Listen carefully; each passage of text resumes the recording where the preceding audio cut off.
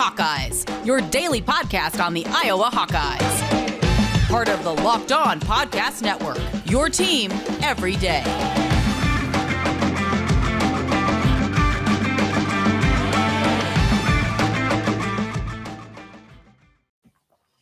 Hey, y'all. It is Andrew Wade of Locked On Hawkeyes and Matt Sheehan of Locked On Spartans. We are back. I know it's the duo you always want and need. Matt, it is great to be back, man. It has been way too long. I think since – when was the last time we actually recorded? Was it like early August or was it mid-football season? Mid-football season. We did it during the bye week. And, yeah. That was right. Yeah, because we had the same bye week. Yeah. Because Iowa was coming off the Penn State win, which was awesome. And Michigan State was doing phenomenal.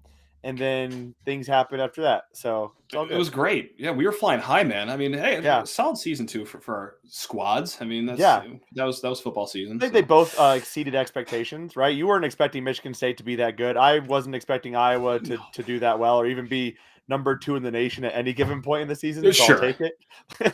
No, 100%. And like I was screaming myself blue in the face. Like if they make the Tax Slayer Bowl, we're throwing a parade on Grand River over here in East Lansing. Like the fact that Peach Bowl champs, like, just run me over with a car. Let's go. That's all I had to see. I'm a very happy person. So yeah, great. Good deal. On our end. And I can't say you're very happy about basketball, right? I mean, I feel like you're probably not very happy about basketball. Yeah, let's. I mean, because for me, I mean, I'm basically the same way. As I don't expect Iowa to do amazing things, but I was like, as long as we get to the tournament, we're good. We're on pace to do that. But I'm not a Michigan State person, right? So I don't understand what it's like to always have expectations of potentially a Final Four or an Elite Eight. So what's going on, man? Are you okay? No, I haven't been okay in quite some time, years actually. No, actually, so today I get a phone call from my mother and she says, and this is a true story. Matt, I'm sorry to say, but we're saying goodbye to your childhood dog. 19 years. She almost gave us 19 years, a few months shy of 19 years. You're and Andrew, on the show today. Are you okay? Yeah, I'm great because let me tell you, this wasn't even the saddest moment regarding specimens that are around 19 years of age. As MSU once again just fell against Iowa or Illinois rather. See, I'm all out of sorts. That's how much the game screwed me up yesterday. That it wasn't even the most depressing part of the weekend getting that call because like Michigan State is just on a downward slide, man. They started this year so good. Right? I mean, top 10. Okay, this is looking okay. Which was a surprise because Michigan State was ranked 26th in the preseason AP poll. If they went back, they were the next team to get votes. Which is, like 4 seed, 5 seed, maybe 6 seed in the tournament. Okay, so now we're punching above our weight class. We're looking good, but also the secret here, we had a really, really, I mean, really easy start to Big Ten play. Like we had a Mickey Mouse schedule. And then it gets a little tougher. Okay, we start dropping some games here and there.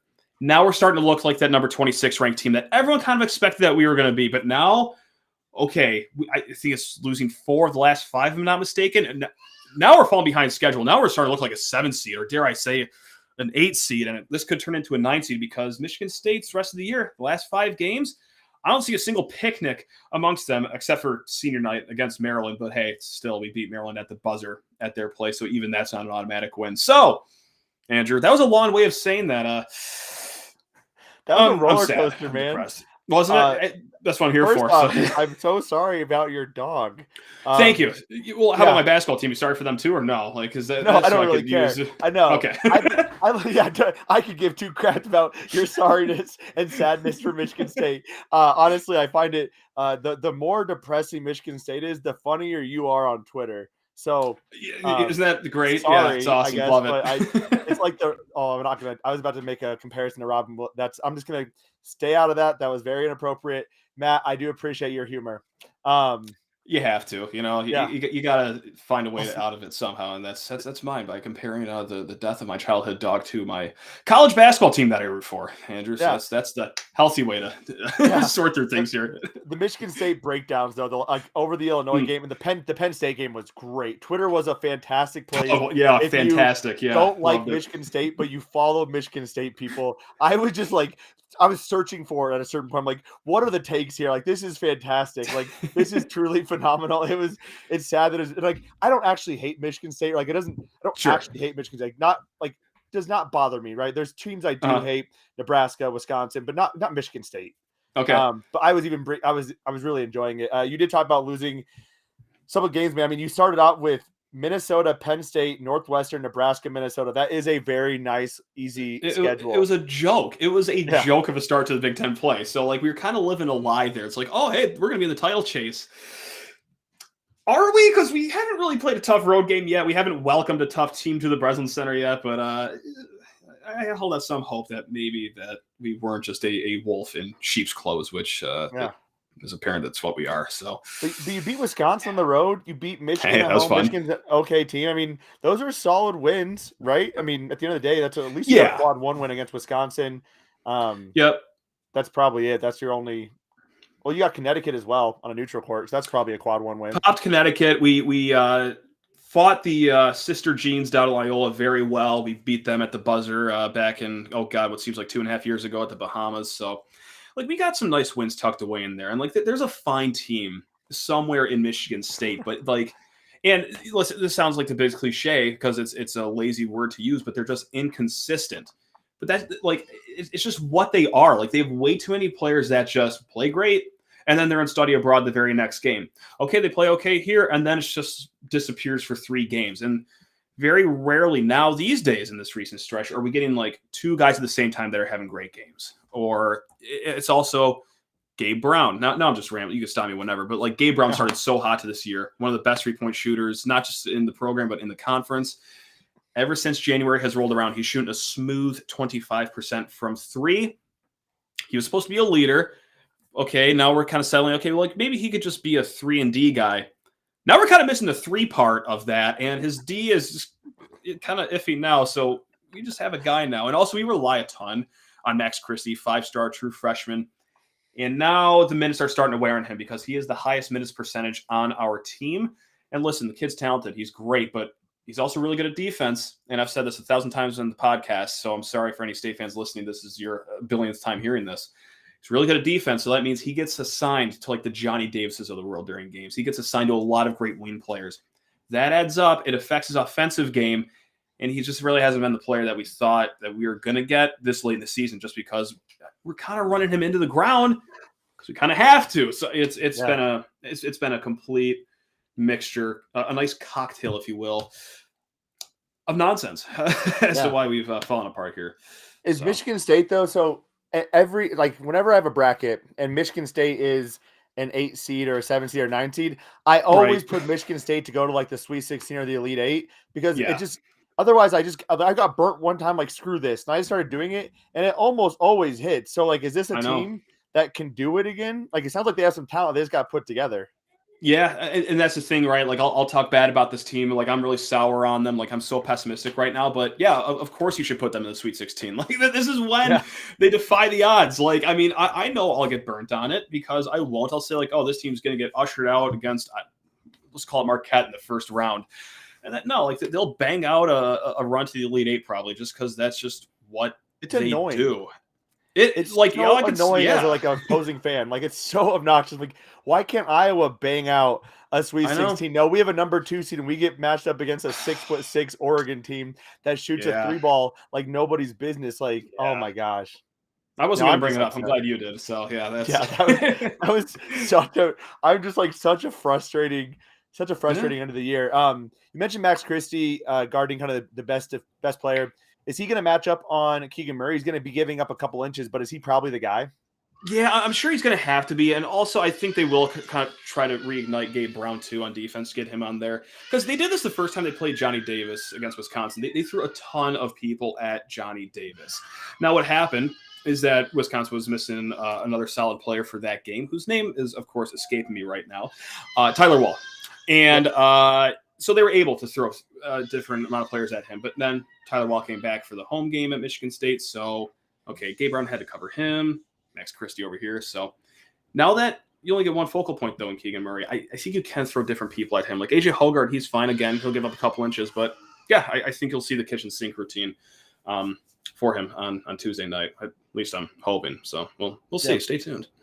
Does it worry you at all that this is going to be an emotional night for Iowa in the sense that we have Luka Garza, we have we have 4 very well-known Iowa Hawkeyes having their numbers retired. It's going to be a packed house to see Luka Garza, Roy Devin Marble, some other guests coming. Like it couldn't really come at a worse time, I feel like, for Michigan State. Does that worry you at all? Yeah, 100% it does. Yeah. I didn't want to hear that at all. I heard that Garza was getting his number retired. I didn't know it was Tuesday. Sweet. It's Tuesday. Yeah, like it is like the biggest promotion going on. So, yeah.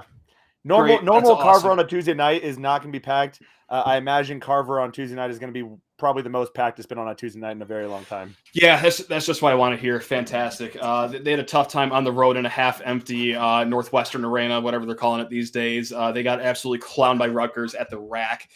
So yeah, to hear that Carver Hawkeye is going to be packed with like fans that hate Michigan State. I feel like there's some extra sauce on the Iowa fan base when the Spartans walk through the building. Yes. Yeah, no, it's going to be that is just what I want to hear for a team that's kind of falling apart throughout the rest of the season. You got some players I'm starting to wonder if they've checked out or not. So that is just what the doctor ordered, a hostile environment on the road on a cold winter night on a Tuesday at Iowa, baby. I'm just jazzed right now. This is great. I might not even watch. Wednesday's episode is just going to be football only. I swear to God. I'm done. But I'm having like deja vu because we had the same exact conversation last year. And I'm looking at the schedule. It would have been February 1st because Iowa played Michigan State at home February 2nd. And I remember I went to a Buffalo Wild Wings. I was like, Iowa should win this game. We talked about it, like, this is going to be a disaster. Luka Garza is going to destroy us. Everyone's going to destroy us. Michigan State's going to look like crap. And Michigan State had Iowa on the ropes the entire freaking game until the very end, where Iowa outscored them, by 4 points in the fourth quarter to win that game. Right? Like, yeah, that could be this case too. Iowa's coming off a weird stretch where they played Michigan on Thursday, which a whole disaster with Michigan today as we're recording the Sunday. Very why? What happened? What happened? Nothing, like no physical altercation happened. Oh, I was like, dude, I'm sure you saw this. I'm like, what? I had not it's been my personal Christmas today. Yeah, it's been great. Like, this is the best day ever. Michigan State might not be doing well, but Juwan Howard just punched a guy, and it is all hell is breaking. Michigan State's falling apart. My dog's gone, but you know what? Juwan Howard's throwing hands at assistant coaches. Today's been a net positive, so it's all good and yep. All good. It's trying to talk myself into finer things in life here. Yeah. I'm glad you can always find a nice positive. But yeah, sure. Iowa played Michigan on Thursday, lost that. They came out to Ohio State and played, honestly, the most desperate ball game I've seen them play. I mean, they played like they had no other tomorrow. They had no other option. They had to win that game, which was really fun to see. Emotionally, will there be a letdown? I don't know. I mean, this is kind of a trap game with Michigan State. The last game of a 3-game series, or 3 games in 6 days for Iowa. I mean, this is a Michigan State, a team that you could overlook considering kind of the disaster they've had. Maybe Tom Izzo is able to convince them to kind of actually get up. I don't know. It's a game where I'm not betting on Iowa to cover. I'll be honest. Yeah, and totally. And that's just like kind of just where I wanted to start on the Iowa side of things. And like, what is the vibe check over there? Because just like you said, this is a lot of games packed into a short amount of time. You have the Michigan State team, which if I was an Iowa fan, I'd be looking at my chops at being like, oh my God, this is a wounded animal coming in here. But at the same time, like, this is kind of Michigan State's MO. Once you think that you know them, like, they surprise you and turn it around for better or for worse. So like, where's your vibe check at right now? Are you confident? Are you a little shook? Where are we at, Andrew? I will feel a lot better about this basketball team in either direction after Michigan State. Okay. I feel like and it's tough because Iowa has been close in a lot of games, right? I mean, this season has been such a weird season. They lost 2 NBA players. Iowa doesn't produce a lot of NBA players, so losing 2 of them in the same season is tough. You lose your backup who was supposed to be the next guy up for Luka Garza going to Xavier. You lose CJ Frederick, the trader who goes to Kentucky. I mean, it's just not. It was a tough, difficult turnaround for Iowa, and to be honestly into this spot makes me happy, right? The fact that they're going to be in a tournament, I'm feeling pretty good overall. Now, game to game, I get very frustrated, right? You go against Purdue, you don't have Keegan Murray, and you only lose by 7. But then you go play Purdue with Keegan Murray, and you are struggling to keep even in that game. I don't understand that. Penn State, you easily could have won that game. You go to double overtime, you lose on the road. Frustrating. Yep. Michigan, they played outstanding. Wisconsin, I felt like Iowa couldn't do much against them. Rutgers, we got a crappy Big Ten call. at the very end. That was just a ridiculous foul call. But yeah, vibe check. If they beat Michigan State and they beat them by more than 10, I think this is a team that people should be worried about in the NCAA tournament. I truly do. Going into the season, I felt like this team had a lower floor than last year's team, but a higher ceiling, given the fact that defensively, I felt like that could keep them in games when their offense wasn't hitting.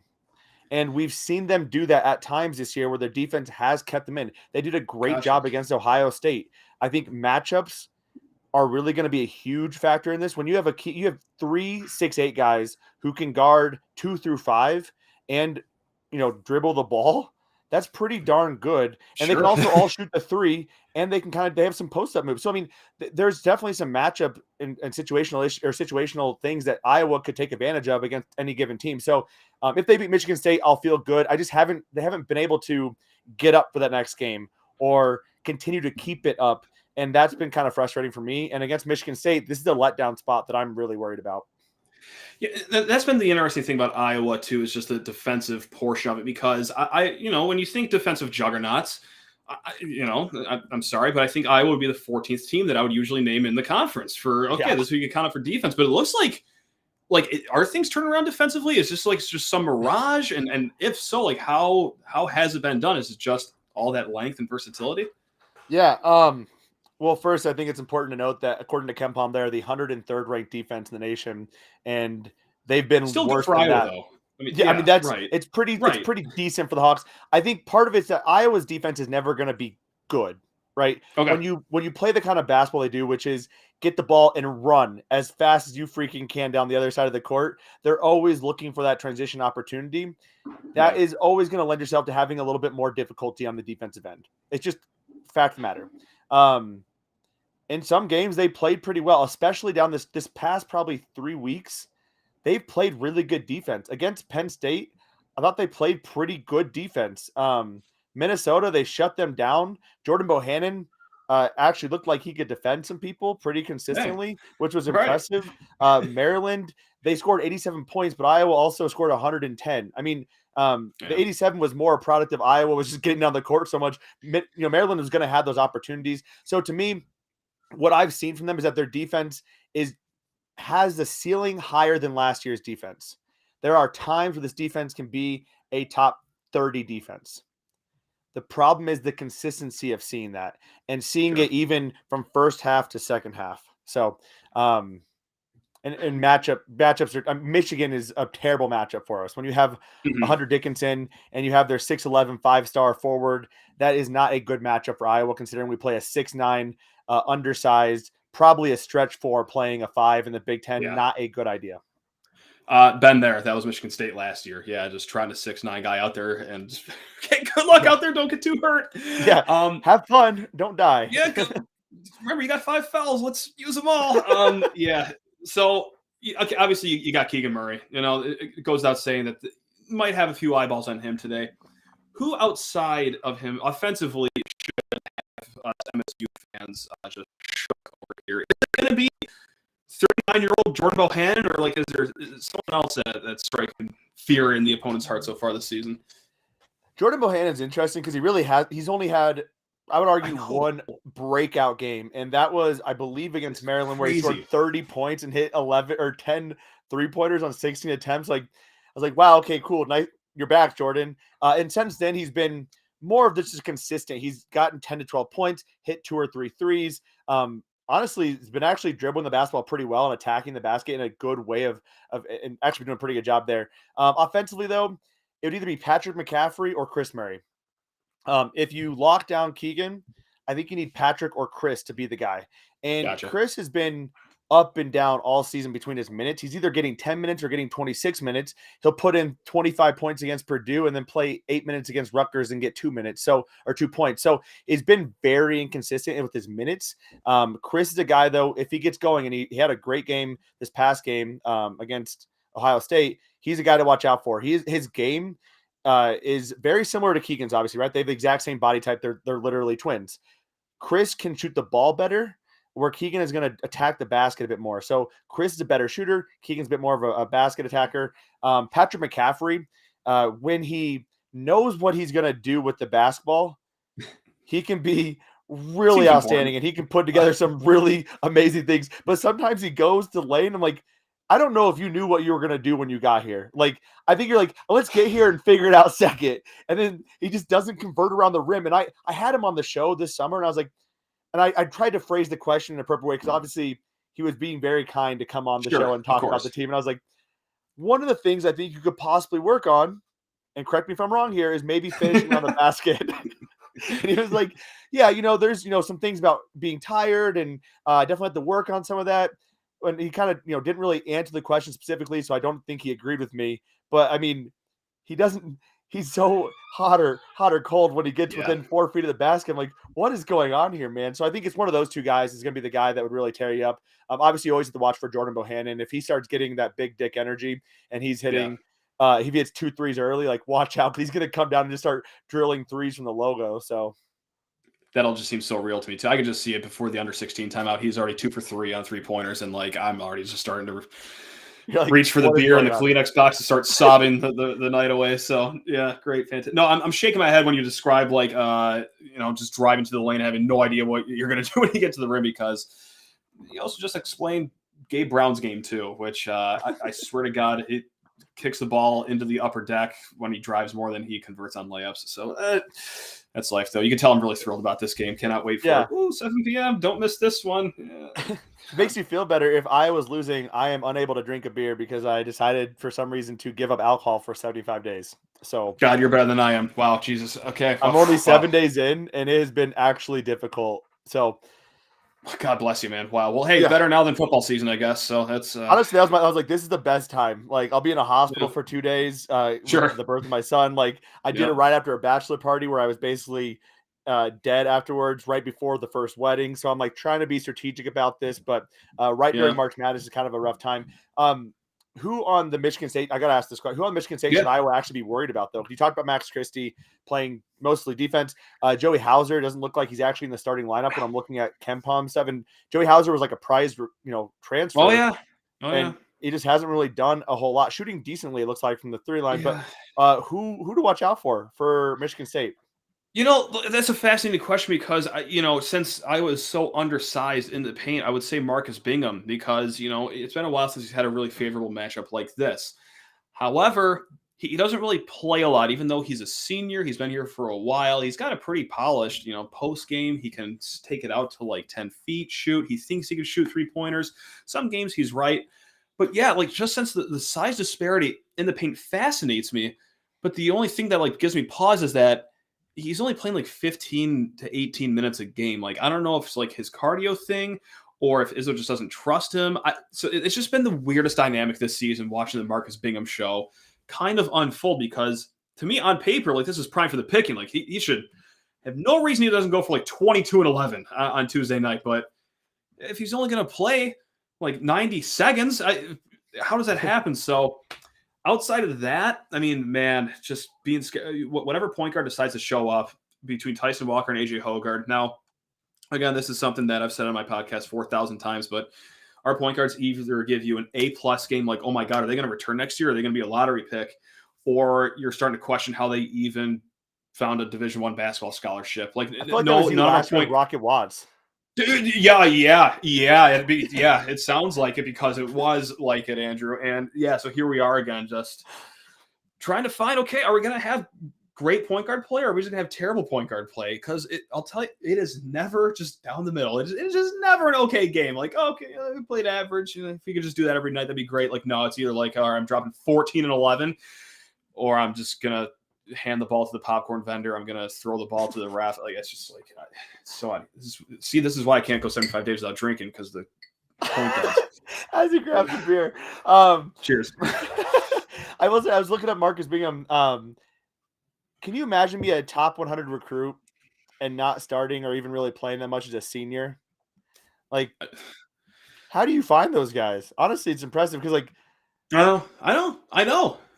And like I wrestle with it. Like, who gets the fault here? Like, is it Izzo just for not playing him? Because like, I think he's good, or is it on Marcus for like doing little nuances in every game that gets him benched? Like, I'm sure it's a little mixture of both, but it's not like that we just have this treasure trove of big men behind Bingham. Like, we have Julius Marble, who can visit outer space sometimes during a lot of defensive possessions, especially on a pick and roll game. Or we have Matty Sissoko, who I think should just be in the football building trying to transition to defensive end, because basketball ain't working so far for him. So, like, I'm just fascinated with the whole Marcus Bingham thing. And, like, it's late February of his senior season. I still can't figure out how we've gotten to this point where he's just always in jail. Like, he's always in Tom Izzo jail, just playing 15 minutes a night, 18 minutes a night. Like, I don't get it. I do not get it. Like, yeah, this is terrible for a Locked On Spartans podcast host to hop on here and in February be like, yeah, I don't know what's going on with one of our star players or how on earth they're managing his minutes. But, like, straight up, I don't know. A lot of people don't know. I don't even know if Marcus or Izzo knows at this point. It's just such a disaster. No. Man, I feel like every time we talk, I always feel really good about Iowa. And then during the game, I'm like, this is not how this was supposed to go. Like, this is supposed to be a nice Tuesday evening. All right. If Michigan State were to win this game, what needs to happen? Aside from the obvious, like, don't let Bohannon start 5 for 6 from 3-point line before the under 16 timeout, or like holding Murray at bay. It's got to be just holding on to the basketball. And this is something that's plagued Michigan State all season, is like they just love to turn the ball over. Iowa's a great team at forcing turnovers. That's just what I wanted to hear. Honestly, I'm going to shoot you straight. You don't even have to be a good team at forcing turnovers. Like, you could just be a team of 5 mannequins, and MSU will still turn the ball over 8 times in the first half. Like, there's so many games where they go into the locker room, 7 turnovers, 8 turnovers at half, but, like, the other team doesn't really have to even work for them. Like, they maybe had to work for, like, 1 or 2 turnovers. Other times, like, okay, this ball's going to go in row 4. I'm just going to just dribble right into a guy and then fall down and then just cough up the ball. Like, it's just bewildering. So if they could manage the turnovers, but, like, I've been saying that for how many games now, like 20-some games, and nothing seems to give. So it's that, and it's also just other things that I'm just kind of like wishfully hoping for, like Gabe Brown finding his shot again. He's been terrible for the last 2 months, but he had a really good game against Rutgers. So maybe we find that again.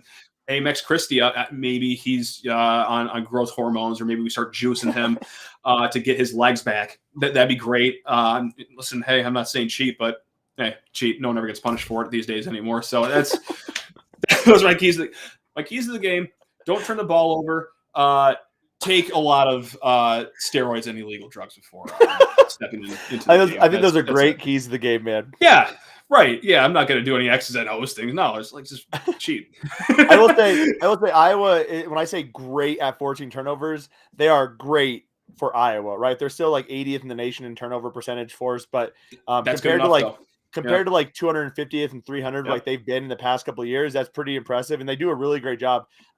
You'll see them, if they start getting hot, they'll start doing a half court trap, and they can really screw a teams because they use Patrick McCaffery. They'll have one of their quicker guards in to push the guy to the sideline. Patrick McCaffery comes up all limbs and legs, 6'8", and just jumps up and tries to knock it down. And it's actually been pretty bad against struggling guards. That'll be really interesting to see if that plays out.